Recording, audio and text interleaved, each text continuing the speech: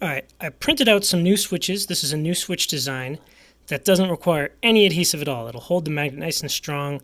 And it's actually, I redesigned the switch slightly, only slightly, to make it so that it was easier to assemble. And that means no adhesive necessary, and it also goes together really quickly, especially with the technique that I've developed. I can assemble a whole bunch of these really fast, which is nice. Quick and easy. But the point of this video is to show you the difference in sound. This is what the old one sounded like with a PETG keycap. And this is what the new one sounds like with a PETG keycap.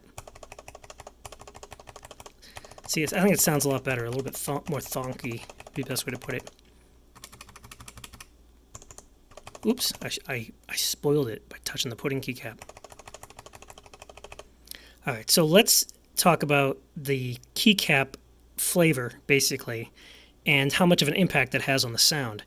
So, like I said, regular PETG, and then this is a PLA keycap that's printed in glow-in-the-dark PLA. Not that that matters, it's just PLA. And I kind of like it. It looks kind of fantastic, actually. So this is what the PLA sounds like on the new switch. 1, 2, 3, 4, 5. These all have the new switch design. PETG. It's a deeper sound. Now let's go over to the pudding since you heard that. Very high-pitched. That's how much of a difference it can make, the type of keycap.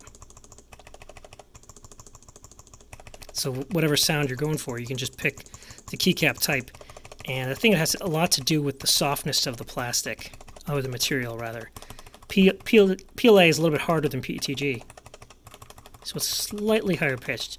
But PBT pudding keycaps are really super duper hard, and hollow and thin walled, so you get a very high pitched sound.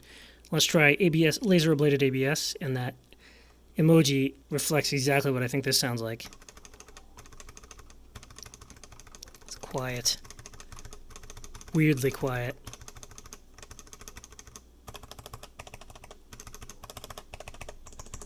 Now for the wood keycap. So this is wood fill PLA that I've sanded and stained, and I forget if I coated it. I think I did. I think it might have some Krylon UV Protect on there. So let's hear that.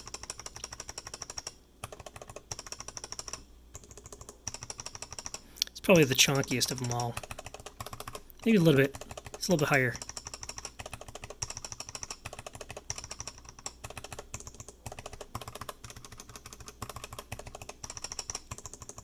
So it's like, what do you want your keyboard to sound like? Just pick your keycap variety. Alright, now I got another feature that I've got going on the keyboard today. You can now control the brightness of the LEDs with these two. You just hold on function, and these control brightness up, brightness down. I'm not going to show that because it's only one at a time. It takes forever. I also got the rotary encoder sort of working. It works fine. It's just very low resolution. I got to fix that. And the other thing I got working is an LED toggle, which should work like that.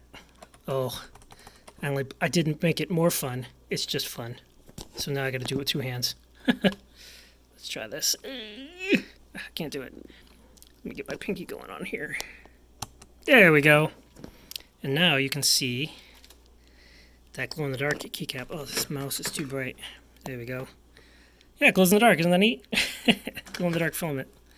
Now, if I actually like put a bright white light on there, it would make it glow more. There we go. That was a long stretch. Wow, I got big hands. But there you have it. The different sounds they make.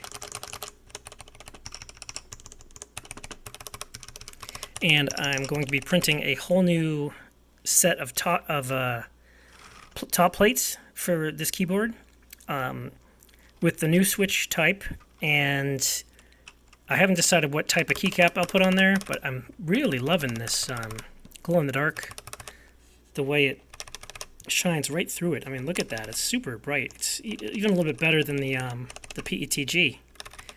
And it's pretty thick. This is supposed to be a DSA profile, but I think I messed up on it. I think it's a little bit like taller than it's supposed to be, or wider or something, or maybe the dish isn't skinny enough. Maybe that's what it is. But it looks really nice, right? And it's in real life, it's super crisp.